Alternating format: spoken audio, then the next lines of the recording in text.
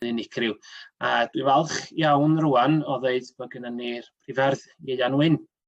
Ac mae Ieuan am siarad am etifeddiaeth ddiwylliannol y Carneddau. A fel brodor o Fethesda, ac hefyd yn ymddiddori mewn enwau lleoedd ag ati ers degawdau, pwy yn well na Ieuan i sôn wrthon ni am hyn. Ieuan, drosodd i chi. Wel, diolch am y gwahoddiad yn y lle cyntaf. A fyddai dweud bod Tirwedd y Carneddau wedi cyfrannu ffurfio cymeriad y gymdeithas sydd wedi byw yn y rhan hon o'r yrru drwy'r canrifoedd. Mae olion o oes newydd y cerrig, yr oes efydd a'r oes iar yn tystio i ddilyniant di-dor y cymunedau ddu a chysylltiad arbennig â'r mynyddir yma, i lynnoedd a'i afonydd, i greigiau a'i adnoddau crau, i lys dyfiant a'i fywyd gwyllt. Dyma ran helaetha hen gantref ar llechwedd, brenhinoedd a thywysogion Gwynedd a Chymru. Y mynyddir bu'n fodd i gynnal cymdeithas yn y parthau hyn drwy'r oesoedd. Bu'n rhan hanfodol ag anatod o fywyd cymdeithas y ffermwyr o gyfnod cynnar iawn, cyn dod y chwarelwyr llechfain, ac yna'r chwarelwyr cerrig sets, a'r mwynwyr bu'n cloddio am gopar, brwmstan, sef solffer, ac arsnig, am blwm, ocar a cherrig hogi, ac am fanganís, maen crisiant a maen gwyn. Ar un pryd, bu traddodiadau ag arferion hamdden y gymdeithas hefyd yn un ar mynyddir.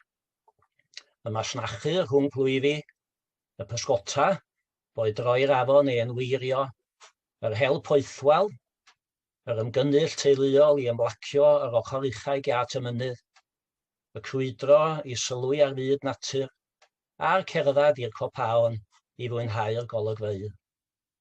Oherwydd y berthynas gynhaliol hen hon, meithrinwyd yn rhigolion y broedd yma dros genedlaethau lawer, barch neilltuol tuag at y dirwedd.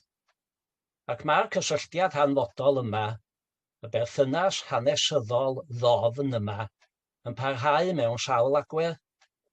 Ia, yn y mynydd yr oedd y gymdeithas wreiddiol, ac yno roedd yr hen aneddiadau, a'r cua bychain cynnar, a bryn geira'r brythoniaid, ac yna'r eglwysi cynharaf, llannau'r seintiau ar y llethra, a'r hafotau canoloesol, o foti lywri galad i hafod y gors wen, a'r cadw gwarthau yn ddichesu ar y ffriddoedd uchal, hyd at gadw defaid yn ddiweddarach, yn ddiadelloedd mewn cynefinoedd cyn uchad ar copaon.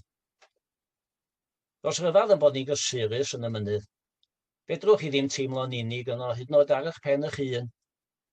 Mae yno unigedd oes, ond nid unigrwydd.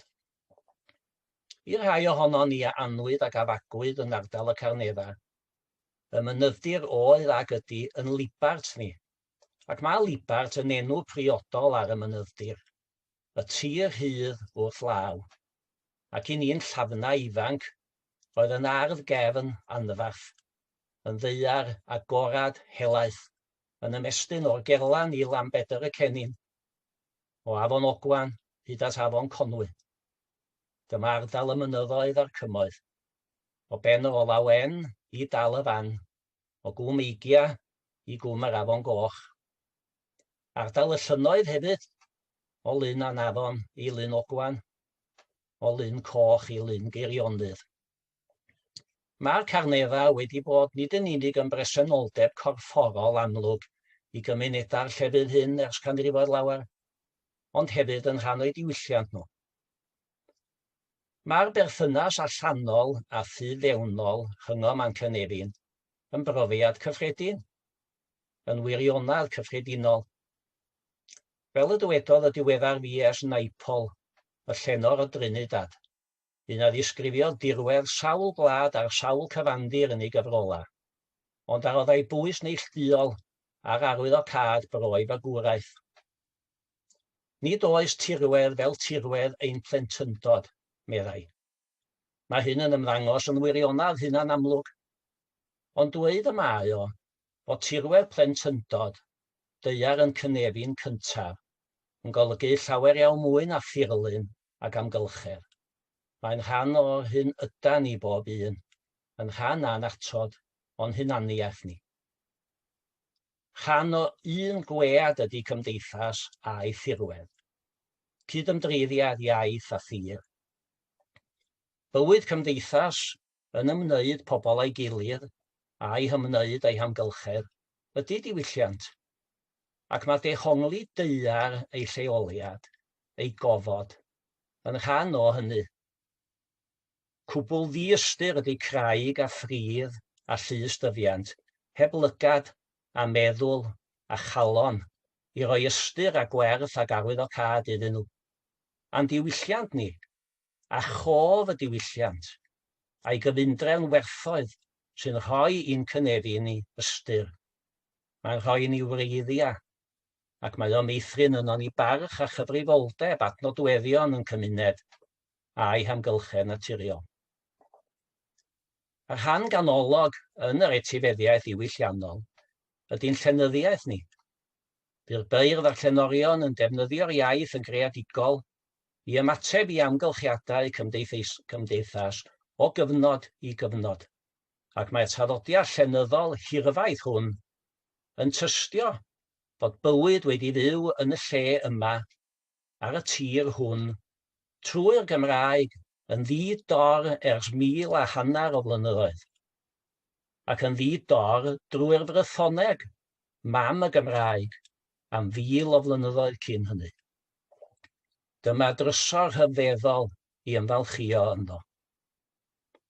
A bu llenyddiaeth a barddoniaeth yn arbennig felly oherwydd y dull mynegiant cynnil a chofiadwy, yn gyfrwng gyda'r mwyaf effeithiol i fynegu brogarwch ac ymlyniad emosiynol wrth ardal, a chafwyd enghreifftiau gloyw o hynny.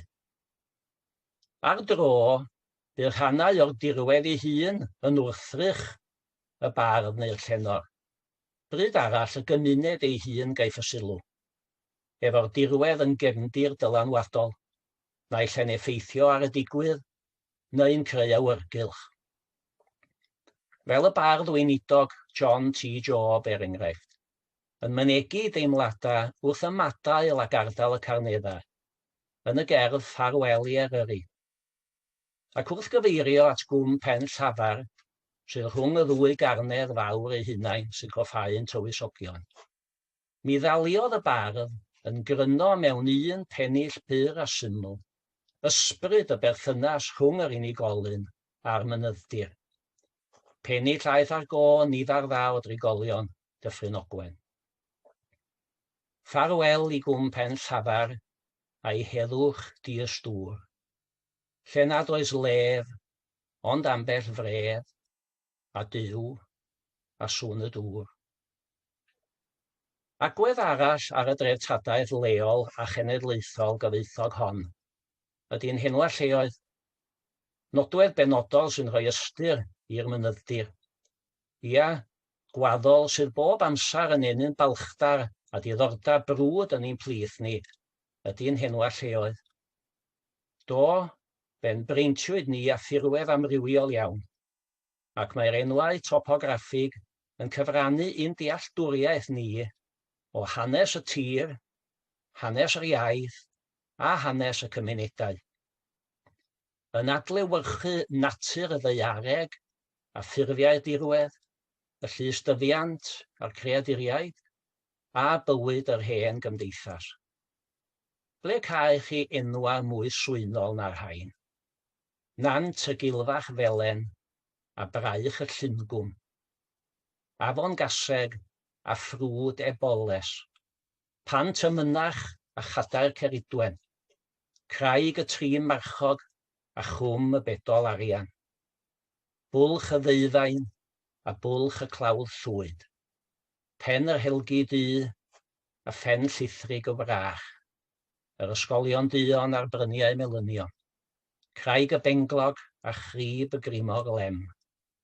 Cefn maen amor a chefn yr orsedd. Castell y geifr a chlogwyn yr eryr. Braich y prisgyll a phant y griaf o led. Enwa i'w cadw a'i parchu yn sicr. ac mae llyrgunio neu gyfieithu enwau lleoedd Cymraeg a'i disodli efo enwau Saesneg yn treisio'n hunaniaeth ni, a dylid i diogelu drwy warchodau statudol. Wrth ystyried treftadaeth ddiwylliannol ardal y Carneddau, a'r traddodiad gwiw sy'n parhau wyneb yn wyneb â bygythiadau o sawl cyfeiriad, ni allwn ond ymhyfrydu yng nghyfoeth yr hyn yr ydyn ni wedi etifeddu.